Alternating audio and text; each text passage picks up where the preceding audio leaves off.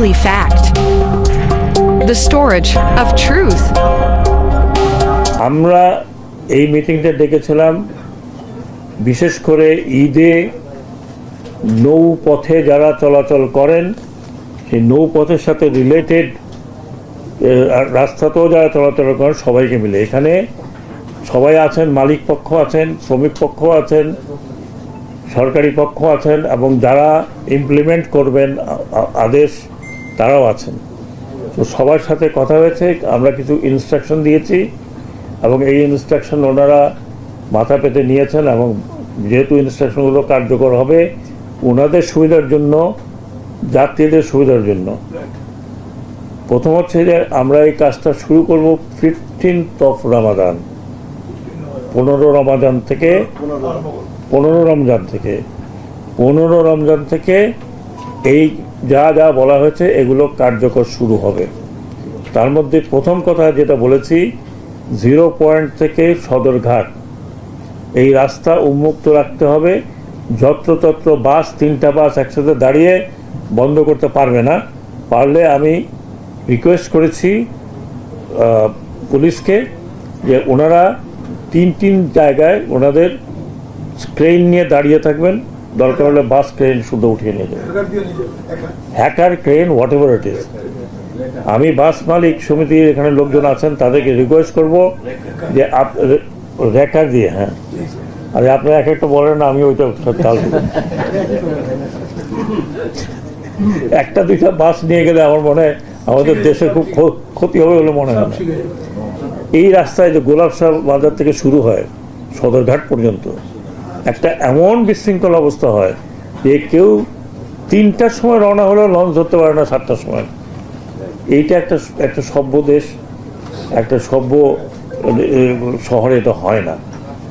কেউ কিছু করতে যদি না পারে, আমি এই অন্তত এই কটা দিনের জন্য বলছি, বাস মালিক যারা সমিতি আছেন, বাস মালিক, আমি অনুরোধ করব যাতে এটা আপনারা মেনে চলেন, অন্তত এই জায়গাটাকে খালি রাখবেন যাতে যারা যাত্রী আছেন, লঞ্চে যাত্রী যারা যান তারা অত্যন্ত সাধারণ পরিবারের মধ্যবিত্ত, নিম্ন মধ্যবিত্ত লোকেরা যান।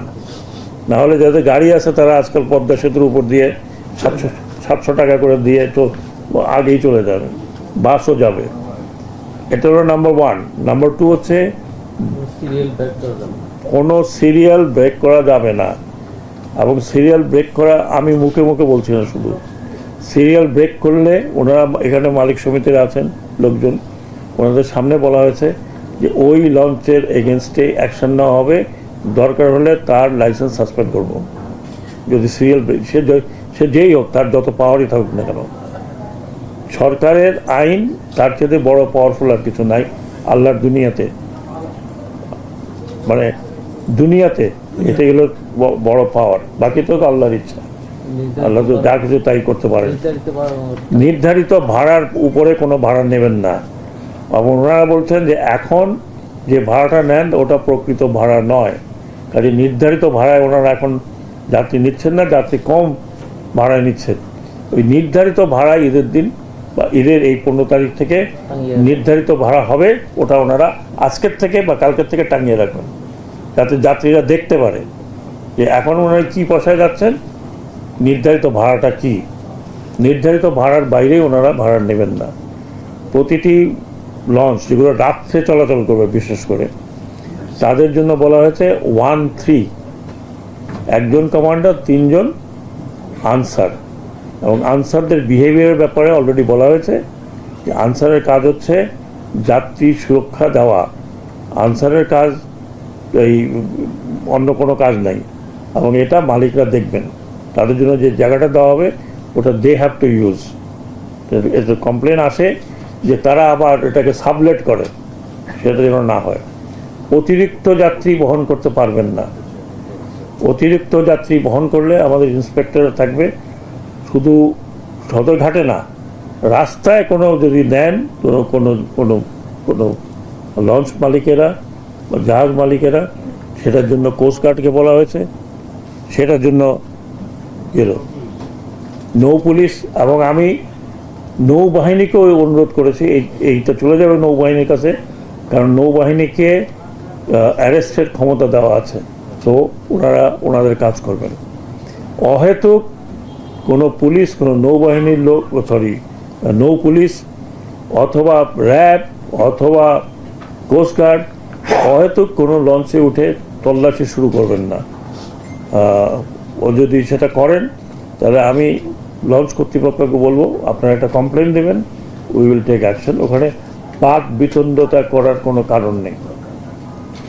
আর ঘাটগুলোতে স্বচ্ছন্দে যাত্রীরা যাতায়াত করতে পারে সেই জন্য ঘাট যেহেতুকে ইজারা দেওয়া হয়েছে তাদেরকে বলা হয়েছে, এবং ইজারাদারকে বলা হয়েছে তিনি যে লোকজনকে আবার ফার্দার দিয়েছেন মালপত্র নেওয়ার জন্য, বা যেটাকে আমরা বলি সাধারণত পোর্টার বা কুলি, তাদের ইউনিফর্ম থাকতে হবে, তাদের নেম প্লেট থাকতে হবে। যদি না থাকে সেই ইজারাদারের বিরুদ্ধে অ্যাকশন নেওয়া হবে। মোটা দাগে এইগুলো ছিল আমাদের বক্তব্য।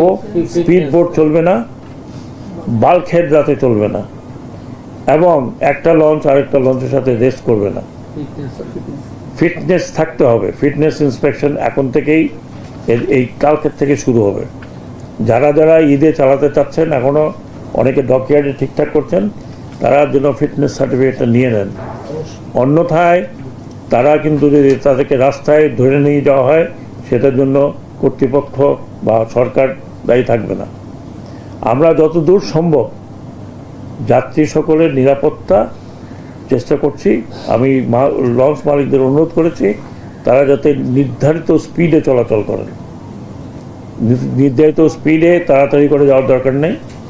দিনের বেলা যে সমস্ত কাছাকাছি জায়গাগুলো আছে, শর্ট রুট যেটা, দিনের বেলা যারা চালাবেন তারা অলরেডি অ্যাপ্লিকেশন করতে হবে। ইভেন এমনকি আমি দেখি যে বরিশালেও যায়, আবার দিনে দিনে চলে আসে, রাত্রে আবার একটা ট্রিপ নিয়ে যায়। তাদেরকে পার্টিকুলারলি পারমিশন নিতে হবে ফ্রম BIWTA, তাদেরকেও সিরিয়াল মেনটেন করতে হবে।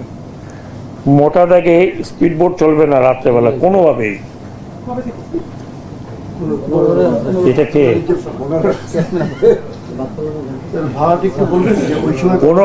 15 তারিখ থেকে, সরি 15 রোজা থেকে, 15 রমজান থেকে ভাড়া কত হবে? বাল্কহেড স্পিড বোট রাতের বেলা সবসময় নিষিদ্ধ, এখন তো চলবেই না। ভাড়ার কথা যদি না শুনে থাকেন তাহলে আরেকজনের কাছ থেকে শুনে নিন। আমরা আসার পরে বলেন, হ্যাঁ আমরা আসার পরে কত ভাড়া এটা বলেন, একটু যদি নির্ধারিত ভাড়া বলছেন। আরেকবার বলি, ইয়াসমিন তোমার শোনা দরকার বেশি।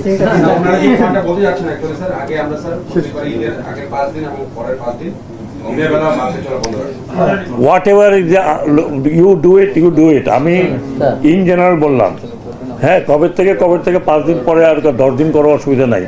ভাড়ার কথা বলা হয়েছে, এখন ওনারা কম রেটে যাত্রী নিচ্ছেন, যেহেতু যাত্রী হচ্ছে না, যাত্রী স্বল্পতার কারণে বিভিন্ন রুটে বিভিন্ন ভাড়া নেয়।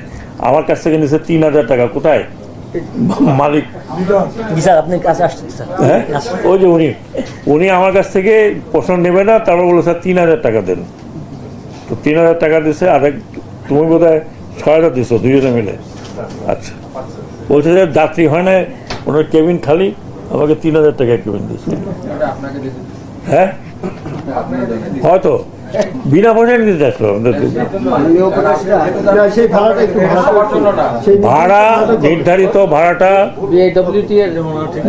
ভাড়াটা আমি যে বলছি আজকের থেকে আপনার টাঙিয়ে দেবেন। যে নির্ধারিত ভাড়া কি, ঈদের জন্য না, নির্ধারিত ভাড়া। এখন আপনারা অ্যামাউন্টটা কত এটা তো বলতে পারবেন না? না, আমি বলতে পারবো না।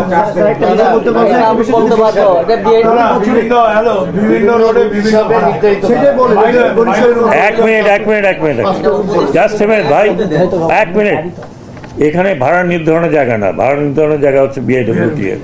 উনি যখন মিটিংটা করবেন তখন আপনারা যাবেন, তাহলে তো আপনারা জানেন। স্যার, একটা বিষয়, প্রতি বছরই কিন্তু আগেও দেখেছিলাম যে নির্ধারিত ভাড়া বেশি নেওয়া যাবে না, সবগুলো মিটিং এরকম হয়, কিন্তু দিন শেষে ঈদের যখন চাপ পড়ে যায়, অতিরিক্ত ভাড়া, অতিরিক্ত যাত্রী, এগুলো আপনি বোধহয় আমার কথা শোনেন নাই ভাই। শুনেছি। তারপরে আর কথা আমি আজ এবার কি হবে জানি না। এবার যদি ব্যত্যয় ঘটে কি করবেন যদি না মানে? বলা হয়েছে শুধু ফাইন না, সেই লঞ্চের রুট পারমিট বাতিল করা হবে। মাননীয় উপদেষ্টা, একটা বিষয় আপনি একটা সিদ্ধান্ত নিয়েছেন এখানে যে ওই সদর জিরো পয়েন্ট থেকে সদরঘাট পর্যন্ত কোনো বাস যাতে রাস্তায় দাঁড়িয়ে না থাকে। দাঁড়িয়ে থাকে না, মানে আপনি ভুল করছেন, স্টপেজ ভুল করছেন। রাস্তা বন্ধ করে ফেলে ভাই, বন্ধ করে ফেলে। হ্যাঁ সেটাই, কিন্তু দেখা যাচ্ছে যে এই রাস্তাটায় ফুটপাত অতিক্রম করে, ফুটপাতে তো দোকান বসেই, তারপরে রাস্তার অর্ধেক তারা এটা মেট্রোপলিটন পুলিশ এবং সেখানে কি বলে জানেন তো, সে দোকানদার বললেন যে মানে আমরা তো পুলিশের পয়সা দিয়ে এখানে বসে, পুলিশ আপনার পেছনে। এইটা ঠিকঠাক করতে পারলে আপনি শোনেন, আপনি যে আমাকে কথা বললেন, পুলিশকে আমি এখন রিকোয়েস্ট করতে পারি। আমি অন্য জায়গায় থাকলে পুলিশকে বলতাম যে যদি পাই তাদের সাসপেন্ড, তাহলে ওটা বলতে পারতেছি না।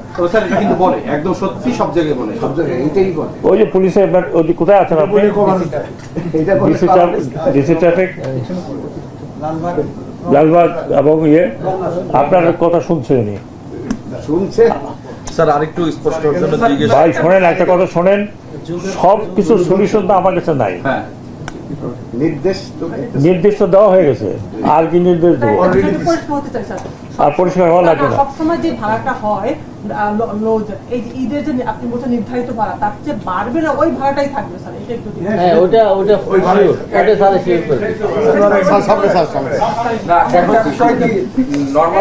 আপনারা শোনেন, এতক্ষণ আমি এই কথাটা বলছি ভাই, রোজার দিন, হ্যাঁ আপনারাও রোজা রাখছেন, হ্যাঁ আপনাদেরও গলা শুকিয়ে গেছে, আমার গলা টোটালি শুকিয়ে গেছে, বুঝতে পারছেন তো। এটা সম্পূর্ণ বলা হয়েছে, যেই ভাড়া নির্ধারিত আছে ওনারা বলেছেন যে এখন যেহেতু যাত্রী সংকট, সেজন্য যে যেখানে পারে অল্প পয়সায় নিয়ে যায়, যে জন্য উনি আমার কাছ থেকে 3000 নিচ্ছেন, নাহলে 5000 টাকা ছিল, জিজ্ঞেস করেন তাই না, 5000 টাকা ছিল। হয়তো দেখছে গরিব মানুষ, এটা আপনি আপনার অবস্থান থেকে কোনো তদারকি করবেন কিনা? কারণ মালিকদের অতীতের যে প্রস্তুতি দেখি, আমার শোনেন, সত্য কথা বলে শোনেন, এইখানে তিনজন অত্যন্ত গুরুত্বপূর্ণ মানুষ এখানে বসা আছে, BIWTC director shipping. Director shipping is the only one in Bangladesh authorized to give clearance and permit and inspection. তো কাজেই 3 জন লোক এখানে বসা আছে একদম যারা গুরুত্বপূর্ণ। তারপরে চতুর্থ উনি আছেন, আপনারা আছেন। আমার অনুরোধ হচ্ছে আপনারা সকলে মিলে যদি এই আইনগুলো মানেন তাহলে তো আমাদের আর কিছু করার দরকার নাই। বাকিটা এখন এটা একটু মনে রাখতে হবে যে জনগণের দুর্দশা যেন না হয়। আমি নিজে বলেছি যে আমি এইখানে আটকায় ছিলাম 1.5 ঘন্টা, পুলিশ দিয়ে কোনো রকম ক্লিয়ার করে আমি লঞ্চে উঠছি, আধা ঘন্টা লঞ্চ দাঁড়ায় ছিল। তার পরের দিন আরেকজন উপদেষ্টা যাচ্ছিলেন, তিনি 1.5 ঘন্টা দেরি হচ্ছে ওনার, উনি সময় মতো তো বেরোলেন, পারেন নাই, যেহেতু জগন্নাথ বিশ্ববিদ্যালয় ওখানে কী যেন একটা হচ্ছিল, সমস্ত রাস্তা বন্ধ, আপনারা জানেন, আপনারা রিপোর্ট করছেন কিনা আমি জানি না। লঞ্চের লোকজন বসে থাকে, এটা তো কেউ দেরি করে যেতে চায় না।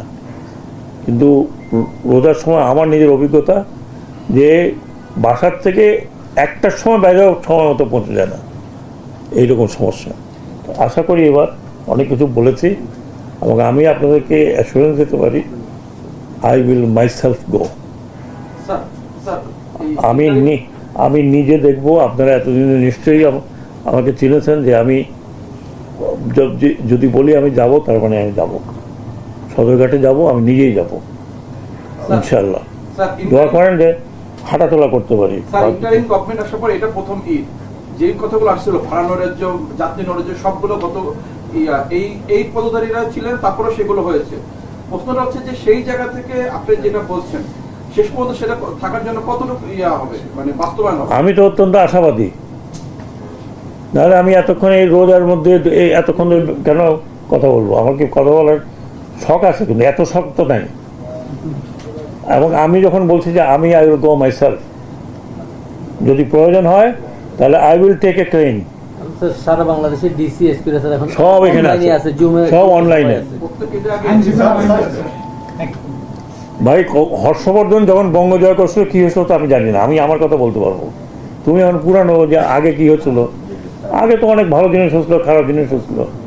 এখন আমরা চেষ্টা করতেছি, আমাদেরকে চেষ্টা করতে দিবা তো, দেখবো তো আমরা চেষ্টা করতে পারি কি ভাই। মাননীয় উপদেষ্টা, আমরা কি বলতে পারি যে আপনি সারপ্রাইজ ভিজিটে যাবেন এই সদরঘাটে? না, আমি কোনো সারপ্রাইজ দিতে যাবো না। কিসের সারপ্রাইজ? আমি বেরোলে সারপ্রাইজ থাকে নাকি? দাদা একা যাবেন, কেউ না জানে। হ্যাঁ, আমি একা গেলেও কি সারপ্রাইজ থাকে? আমি ওই দিন আমার কচিকত বাজারে গেছি একাই, ও একজনে দেখছে, তারপর সব বাজার অ্যালার্ট হয়ে গেছে। দিন কি করা যাবে? স্যার একটা বিষয়, আপনি নিরাপত্তার বিষয়ে বললেন যে একজন পুলিশ এবং 3 জন আনসার থাকবে। না না, একজন কমান্ডার, বর্তমানে যে পরিস্থিতি বিভিন্ন জায়গায় চলছে, রাতে আমরা দেখেছি যে নদীতেও ডাকাতির মতো ঘটনা ঘটেছে, এটা নিরাপত্তার জন্য যথেষ্ট কিনা? লঞ্চে তো অনেক যাত্রী থাকে। তাই আপনি আমাকে এটা জিজ্ঞেস করতেছেন? স্যার আপনি কি অবশ্যই বলবেন স্যার, আপনি 2 টিয়ার, এটাকে আমরা বলি 2 টিয়ার 3 টিয়ার নিরাপত্তা। প্রথম হচ্ছে আমার যাত্রীর নিরাপত্তা, আবার লঞ্চের মধ্যে ওখানে যদি কেউ গন্ডগোল করে সেটার জন্য ওই আনসার নদী ঝাঁপাবে না। নদী পথে অলরেডি বলা হয়েছে ক্রিটিক্যাল জায়গাগুলো, এন্টায়ার নদী পথে তো আর আমরা পুলিশ দাঁড় করে তো হয় না, দেয়ার আর ক্রিটিক্যাল প্লেসেস। সেই ক্রিটিক্যাল জায়গাগুলোকে বলা হয়েছে, সেখানে কোস্টগার্ড এবং নৌ পুলিশ প্রয়োজনে আমি রিকোয়েস্ট করেছি নেভি ওই ক্রিটিক্যাল জায়গাগুলোতে, বিশেষ করে রাতের বেলায় ওখানে যেন এরা থাকে, ইভেন দিনের বেলাও যদি থাকে। হ্যাঁ, সো ওর আনসারের কাজ না, বা আনসার ক্যাপেবল না যে নদীতে ঝাঁপায়া ওরা ধরবে। কথা বুঝতে পারছেন? এবং আমি এটাও বলেছি প্রয়োজনে আত্মরক্ষার জন্য যা করতে হয় তাই করবে পুলিশ, কোস্টগার্ড অ্যান্ড নেভি যা করবে। আশা করি করার দরকার নাই, আশা করি যারা এসব কুকর্ম করার চিন্তা ভাবনা করছেন একটু চিন্তা ভাবনা করে করবেন। ওকে, ফেরির কথা বলা হয়েছে, ফেরিতে লোডেড বাস উঠবে না, নামাবে, ফেরিতে লোডেড বাস উঠবে না, যাত্রী নামিয়ে ফেরিতে উঠাবে, তারপর যাত্রী ওপারে গিয়ে উঠবে। যদি ওরকম পাওয়া যায় ওনাদেরকে বলা হয়েছে they will take action, আর serial has to be maintained. ধন্যবাদ। If you enjoyed the video, make sure to leave a like and subscribe the channel.